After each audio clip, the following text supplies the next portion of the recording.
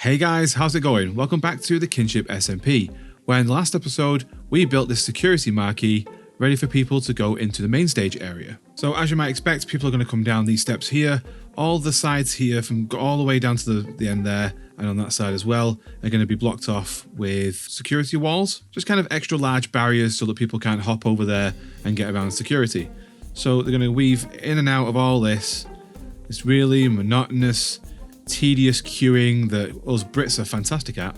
And then when they get to the end here, we've got these security little bits. Essentially, these are just going to be metal detectors. So they scan people coming through and make sure that people aren't coming through with any kind of contraband that's going to hurt anyone else at the festival. And then they come down these steps here, and then we open up into what's going to be my storage area. As you can see, I've made a little bit of a start here, but we're going to be talking about this later on in the episode because this is going to be a pretty big build. And then after that, of course, they'll be able to move on straight into the main stage area. It's going to be at the back here. So this is going to be a lot of terraforming. Most of this is going to have to be flattened. So there's a lot, and I mean a lot of terraforming to do in the future. But for today, we've got a few things that I want to do, not least of which is make a bit more of a dent in this area here, the village. And I want to try and get some more of these stalls built. As you can see, I've made some pathways and I've done a few stalls. I just want to get some more done. Maybe 2 or 3 in this episode. That would be nice to get done. And I would also like to make some progress on the accommodation area. Again, I've made a little bit of a slope here. This is like an access road for trucks and things like that, so people can live in a little bit more luxury. But one of the things that I've noticed is that I'm going to need a lot of mud, whether it be just regular mud or packed mud or mud bricks, all that kind of stuff. I'm going to need lots of it. And just over the top of my head here, you can see that we've got a massive wheat field. But unfortunately, with this being manual, it's a little bit tedious to use. It's very time consuming and I'm not really happy with it. So I'm going to look at building an auto wheat farm so that we can get lots of this and even put it through an auto crafter to make the packed mud and the mud bricks for us. But first things first, I want to head over to the shopping district because I haven't actually been over there in a little while. Oh, someone's put some color coordinated carpet down. So I guess this is going to different bases. I'm assuming yellow then would be me and Jen. Hopefully they'll put some signs up so we know which color leads to whose base. That'd be a nice thing. But yeah, I haven't actually been over to my shop in a little while, so I don't know if there is any sales, if I need to restock. Nobody on the Discord has actually said anything, so I'm hoping that we might be okay. Yeah, no more sales for the time being, but that's absolutely fine. As you might have seen, I have actually restocked on the hoppers because this was running quite low at one point, so I just quickly made a few more. And yeah, well, hopefully we'll get some more sales soon. Also, if you guys have recently checked out Mulchy's video, you'll see the time-lapse of him building this extra extension to his shop. He did have a little bit of a pop-up shop selling his iron just outside there before, but he's now built this proper one and it looks absolutely fantastic. I really love the black stone with the mud brick walls. That's a really nice touch. So let's quickly head back to the base and we'll take a look at these stalls. Whee! Now, most of the time with these stalls, I have just kind of winged them. I've not really come up with too much of a plan. So I'm going to carry on that kind of theme and just put something here. That being said, there is a lot. Oh dear, Lord Vic just went up in flames. There is a lot of trial and error when it comes to this type of stuff. So I think rather than taking you through it step by step, I'm going to build it and then I'll talk about it afterwards. Okay, so I've now done 3 new stalls. And first one, if we go over here, we've got Tony and Tim's Tranquil Tiki Bar, where you can drink to forget. No refunds. Here you get free drinks all day. Yesterday. That's a great business model. And as you can imagine, we've named them as well, Anthony and Timothy, Tony and Tim. I thought this would be a really cool idea to build this one out of bamboo because obviously with it being a tiki bar, you kind of have that same aesthetic. And here we've got what might be classed as some sort of Bloody Mary with a celery stick sticking out of it. I don't know, it looks somewhat authentic. And then in the background here, we've got a couple of sea pickles. I thought that might look a bit more like beer bottles, the same with the candles at the back there, you know, just some kind of different types of liquor bottles or vodka bottles, however you really want to kind of think about that. It's a relatively simple design. I didn't want to go overboard with this. I wanted a much more minimalistic kind of vibe with this. A couple of lanterns, a basic roof, and a slightly raised up platform. So then when they're serving people, they can just run up here. They're looking down on you kind of thing already. They can serve you a lot easier. And it's just a quick in and out, no messing about. Now these bits here are supposed to be the bar. This is not supposed to be stools, although it does kind of look like stools. But it's very difficult to create a bar on a diagonal. Otherwise they end up being like super thick and it just doesn't sort of give it that right vibe. I didn't really like doubling these up and making it a super wide bar. Now, as you can imagine, when I'm designing these things, they are kind of off the top of my head. They're not really thought about too much, I must admit, but this one in particular, I wanted it minimalistic, like I said. But in each of these builds, I really do have to think about blocking these guys in. I don't want them escaping. And obviously, as you can imagine, these here, I've got fence gates, and if someone was to leave one of these open, they might get out, which is exactly what happened when Vic and Liz came around here not so long ago. Thanks, guys. So as I say, overall, this is relatively basic, and it didn't take me too long to make, but I did have to go through a couple of revisions with the design, because again, building stuff on diagonals is really difficult. I really struggle with that, but I'm hoping that this looks acceptable, let's put it that way. You guys can let me know what you think in the comments section. Next, we'll move on to the largest building out of the three, and this one is called the Greasy Spoon Cafe. And as you can see, we've got a spoon icon on the outside here. But for this, I wanted a slightly different design. I wanted to be able to walk in there and actually be able to sit down. So we've got this bit of a seating area, and we've got some decorations here, although I must admit they are quite bulky. So if you were kind of sat here with your spouse, or if you're on a date or something like that, I don't know, your mate's on the other side, you're not really going to be able to have a proper conversation. So I might get rid of those. But other than that, we've got some paintings on the walls, we've got these cobbled deep slate on the flooring, and then we've got the polished deep slate walls in the corners. I think with the blue of the warped wood, it's a really nice contrast, it's a really nice colour combination, and it's one that I've used plenty of times before, and I will continue to use because it just looks awesome. I've tried to throw in a little bit of extra texture as well, so we've got these stripped, warped stem logs. Well, that's a bit of a mouthful, isn't it?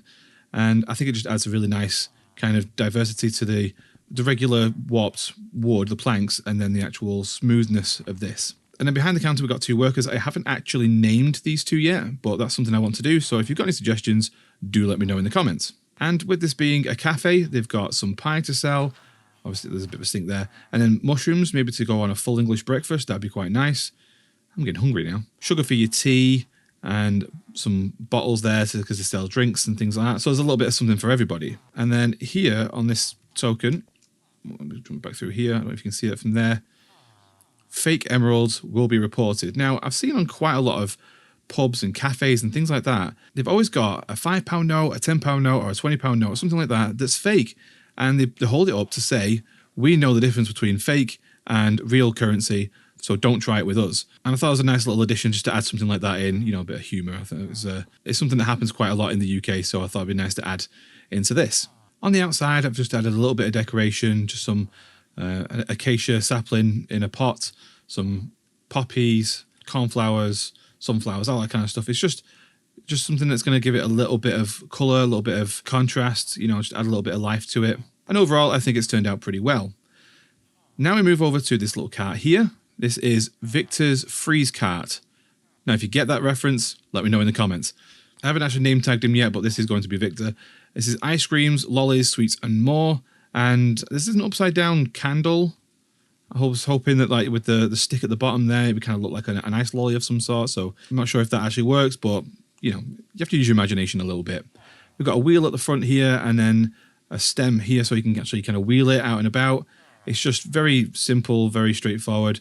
Of course, he's got the lids here to open up into his chest freezer there. So he's got a little bit of lollies and things in there. And then he's got a fridge at the side of him where he might sell things like cold drinks. Or it could be a freezer where he's just got a backup of extra stock in case he runs out. Anything like that would be absolutely fine. And that's those so far. And that is essentially this half of the circle done, which I'm really happy with. Of course, in these areas here, I am going to be putting some benches and places to sit. People want to eat stuff that they've purchased from here. So this is going to be a nice area. And I'm going to kit it out with some nice foliage and things like that. You know, I'm going to change this in the center here. This isn't going to be the main centerpiece, but I'm just kind of reserving the space for that, which I will add in eventually. Now, next on the agenda for today was building the wheat farm. Now, I do want to just say that this is an incredibly easy and simple design. It's not worth me doing any kind of like a time lapse for it.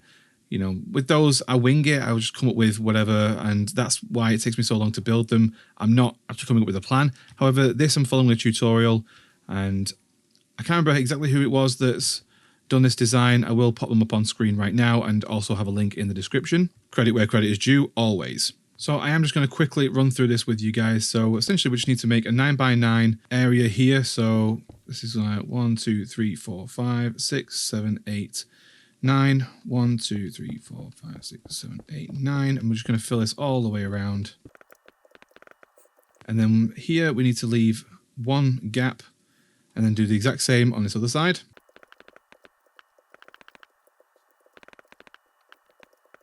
Next, we're going to build these both too high. Next, we need to find the center of each of these squares and then put a water source in. So 1, 2, 3, 4, and then 5 in there. Bam. Oh, that's actually got some bottom to it. And we're also going to put a half slab in there as well. So let's do this on the other side as well. That looks about the center. Then on top, we're going to put the composter and then also a glowstone block. So let's do that on the other side as well. Next, we need to till all of this grass so that we can start planting our crops.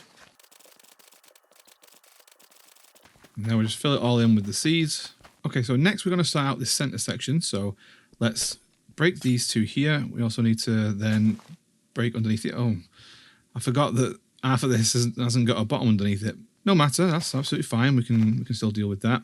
So we have a chest that goes here, and then we're going to put a hopper going in there and a hopper going into this one. And then we're basically just going to mirror this on the other side. Next, we're going to put the hopper minecarts in. So we need to put a rail down either side here. Let's get one minecart on, next one. And then the next bit, it gets a little, not tricky exactly. It's just another step that we have to do. In fact, it might be better to get rid of the rails first, I think, on this occasion. So then let's jump that up there. Block there, rail on either side, and then the other hopper minecarts. Then we just break each of those blocks, and they kind of stacked up there. Now, obviously, if I'm not mistaken, there isn't a collision with these. So theoretically, a villager could just walk straight through them. So we need to do something to stop them from doing that. And in the tutorial, I think he uses trapdoors, so let's actually just use those. I don't want to deviate too much from the tutorial, just in case I mess something up. So next we need to put the fletching table in there. And we need to block up these sides now. So this side and this side should be fine. Now in the tutorial on this bottom one here, because he's using 4 blocks, he actually puts a slab there so that they can open the chest. However, because I'm using glass and they're not technically classed as 4 blocks, you can just open up the chest, no problem. Now I'm hoping that's not going to be too much of a problem. I wanted to use glass anyway because I really like being able to see into the farms and see what everyone's doing. You know, I've made these farms, I might as well be able to see them in action. And then I believe you can put another block there and the villager should just be able to walk into it. Now, I'm not relying on that because I've got this bad boy where I can just click a button and have them just go straight into there one by one. So I'm going to do that and I'll be back with you guys in a sec.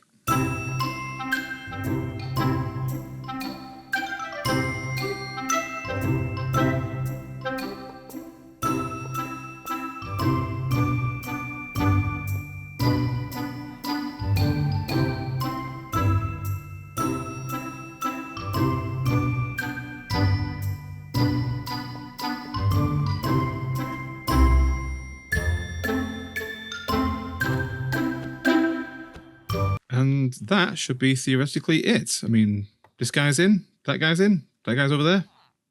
Happy as Larry. I'll report back to you guys shortly and see if this is working properly. 3 hours later. Yeah, I know. Quit laughing at me because I was laughing at myself. Because shortly after I built this, I realised, unfortunately, when it comes to wheat, this is not the right farm. If you were doing carrots, potatoes, beetroots, etc., that kind of stuff, absolutely fine. There's no issues with it. But with wheat, unfortunately, when they pick it up, they can turn it into bread. So that's what it was getting churned out. And I want wheat. I don't want bread. So I've had to adapt this farm ever so slightly. As you can see, I've made it all into one now. We've still got 2 farmers and they're kind of spaced out a little bit more. I've had to put another little water source in the center there, but that's not a problem at all. And I've had to do it so that they don't have access to the composters. So I've got these trapdoors around here so that they can still see it and they still think that they can access it. The pathfinding thinks that they can get to it, but they can't actually. So that means then that the seeds that they've got in the pockets, because I think they've got 8 slots in their inventory, I've now filled that up with seeds, so they can't pick up anything else. So when they come along here to get the wheat and then they replant it, they can't actually pick any of it up. So where does it go? It just sits on the top of here. God damn it, I fell in again. It comes along here. If we go into Cheaty Cam, you can see underneath here, I have a hopper minecart. And he's just going backwards and forwards, collecting whatever's on top. And then when it gets to the end here, I've got the same system that I do with my bamboo farm over there. The minecart will come along here. It'll start unloading into this hopper. The comparator sees all that and then turns off the powered rail, which means then that the actual hopper minecart can unload everything. It can drop off its entire payload into the hopper, which then in turn spits it out into this water stream. And I've got this water stream going all the way over to my new storage area. Unfortunately, I had to put another slice in here just to kind of accommodate not only the wheat but the seeds as well. I have done 2 modules now. This will get changed at some point. I'm not going to keep these 2 as being wheat and seeds because I want to try and put all of this in some kind of order. So it starts off usually with things like wood, then stone, etc. So it might be that the wheat and seeds end up being over this side, but I don't know yet. But unfortunately, as it always happens when it comes to working with villagers, I had to go through quite a few iterations of this design. I really didn't want to just tear it down and completely start again, which may have been more efficient in the end. But overall, I just wanted to kind of adapt what was here. So I basically took the design that was already there and just adapted it and just changed a few things about. And to be perfectly honest, the hardest part was actually getting these to change into farmers. I have to do it separately. I have to do it over here first and get them coming from the villager breeder first into there, into like a holding pen. I would then obviously give them the profession of farmer, fill then all the seeds that I wanted to, and then bring them over into the pen here. Now, the reason why I had to do it like that is because when you put them in here and they haven't got anything in the inventory, if they pick up one single piece of wheat, it can become a real issue. Then they'll start picking up more, they'll start making bread, and that's not what you want in the system. So they have to be completely full of seeds before you do anything else. It's really important. But as you can see, the farm is working now, and to be honest, I'm so relieved that it is. In fact, you can see some of the seeds have just disappeared then. And yeah, they'll end up over here. I mean, if you can see on the minimap in the top left-hand corner, you'll start seeing some red dots flowing. There's one. I think there should be some more following it shortly. There you go. You can start seeing all those red dots in the top left corner now. So they're all coming in here. And eventually you'll start seeing them coming up this bubble elevator here. Ready? And boom. There we go. There's 1, 2, 3, 4. Fantastic. And they're all coming into these chests here. Now, as always, as you might expect, I'm just using the very simple, the industry standard, if you like, for item sorters. This is the Impulse SV item sorter. Everybody uses this. It's so simple yet so effective. So that is yet another farm, another build done, and I'm really happy with how it turned out. Next, we're going to head over to the accommodation area because I want to start marking out where some of these pitches are going. As you might expect, obviously, when it comes to down here, it's kind of every man for himself. I don't need to really mark stuff out. I'm just going to fill it with a bunch of different tent designs and just try and make it as diverse as I possibly can. But as we get a bit further up here, there might be some service type based stuff on this kind of level here. So things like porta potties, loos, that kind of stuff, maybe some showers. I'm sure I can come up with a few other things. But of course, the most important part is this.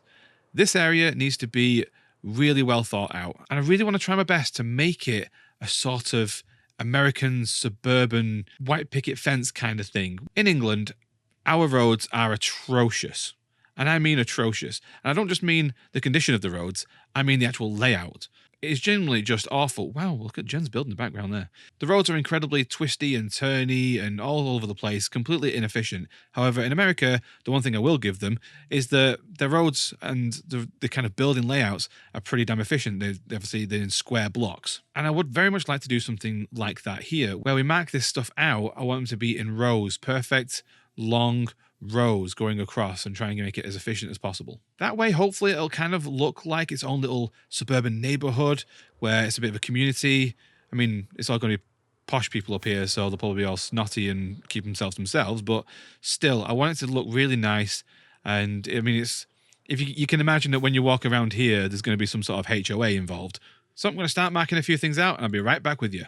And there we have it, guys. This is exactly what I was thinking in terms of layout. These larger strips going down all the way around here are kind of representing roads, not roads per se, much more like heavy dirt paths. So people can use them for walking as well as driving on to get to and from their allotted plots. So you can imagine this one here is kind of like going to be your standard sort of size, one that I've done most of. There's obviously a few bigger ones at the back, but we'll go over those in a sec. First off, we have a small space here to park a car. And then from there, you've got a little bit of a garden space. And then this main section here for the actual trailer. Because again, don't forget, with this being a music festival, most things are relatively temporary. So static caravans, that's probably going to be your best bet. You can either leave them on the site until the next year's festival, or you could bring them to and from the festival and try and find somewhere to store them for the rest of the year. Now, trying to get exact measurements and trying to fit this in so everything fits perfectly would have probably taken me, I don't know, weeks of calculations and stuff, which is a time I don't have and attention I don't have, to be fair. So any extra little bits of stuff that was kind of left over, I'm thinking I could use for other things like electrical mains section, you know, so this would be where the power is coming from. Maybe like a generator and some pylons or something to kind of connect to all of the different trailers. Over here, you could have like a small kids area. I don't know whether or not that would look good there, or we could put that somewhere else. And then at the side here, we've got what's going to be kind of the washrooms. So this is going to be a large area because I think it's got a lot of different people to accommodate and people want more space. This will be quite luxurious. You know, there's going to be hot showers, maybe even baths. I don't know if that's something that people would want to do. And then at the sides, we've got what's going to be the toilets. I've put in 2 of them because one of the biggest gripes I had at the festival was that there was always queues for the toilets. So hopefully having 2, that cuts down on that. So as we come down the main street here and then we come round here, you'll notice on the right hand side, we've got some different kind of pitches here. Now, what I'm going to be doing with those is actually extending out this platform a little bit more. I need to make some more room. Maybe it's like a kind of like backyards kind of thing. But essentially these plots are going to have houses on them, something a little bit more permanent, but still something that could be taken down if it needed to. So these are going to be 2-story houses. With the trailers, you've obviously just got the 1-story. Everyone knows what a trailer looks like. And then with this, it's going to be 2 stories. So it's going to be things like bedrooms upstairs, living room, kitchen, proper amenities. It's going to really feel like you're at home, and it's going to be something really super comfortable. And then you come down this bit of a road here, follow it round. We've got another one of those little plots. And then we've got this bit here, which think about having this place as like one large house. So essentially, if someone's got extra money, it's going to be like the creme de la creme. It's going to be the best place in here, full amenities. It's a much larger space to fit everything in. You could have this as a 2 or even 3-story house, something that's really in the center of the whole platform, and people can kind of look at that and go, that's what I want next year, you know, something to strive for. Now you can see these little 1-block lines that are kind of going all the way around, and essentially what these are going to be are walls. Now, as you can tell on something like this, between these 2 plots, this wall is just separating them. It's just a single skin wall, and it's just to separate and give a bit of privacy to each of the plots. With this one, I'm going to do these as 2 walls. So you can see there's one wall and another wall there with a bit of dead space in the center. And this is to give this plot, again, because it's going to be a much higher luxury, I want to give it more privacy and really have that separation. So it's kind of like an us and them sort of thing. Because I really feel like in a place like this, the snobbery would really come out. But as I say, that's what this looks like for the time being. This is going to be a lot of work, and I'm probably going to either chip away at it one bit at a time, like I've done with the village bits over there, or I might just try and get this done in one episode and just absolutely hammer it. But we'll see how that goes. But now it is time for the main event. We need to get this storage system done. Something that I've been putting off for a little while, but it really is time to get it done. I want to be able to move all of my stuff from here down to here, and I can start having this area as my main base. So without further ado, let's get it done.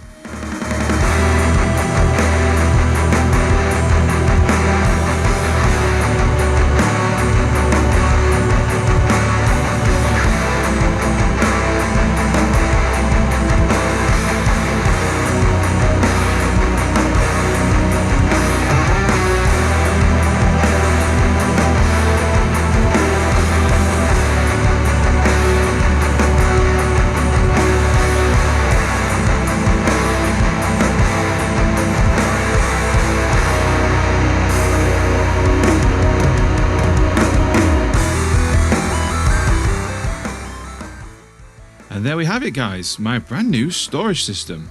Now, as you can probably tell, there's 32 cells on each side, which makes for a grand total of 64. Now, of course, there's more than 64 blocks or items in the game, but I think for the main lot of things that I need, like the woods, the stones, and a bunch of other things, this will be more than enough. I might just reserve these last 2 or 3 cells here just for everything else that doesn't get organized. That will of course include things like non-stackable items, but as well as the non-essentials and just things like junk. Now, as I mentioned previously, of course you've got the bubble elevator here where the water's going to come round and start taking things around here, hits the chest, comes round here, hits the chest again, and lines it up nicely for this side. Now, of course, this chest here isn't a necessity. I just put it in to just kind of make it look nice and even. That being said, in between episodes, I'm going to organize all of this and put the right items into the sorters. So hopefully by next episode, all of this will be completely done. But that's just about going to do it for this episode. Thank you very much for watching. I really do appreciate it, and I hope you've enjoyed it. Be sure to hit the like and subscribe button on the way out, and I will see you all in the next episode. Bye for now.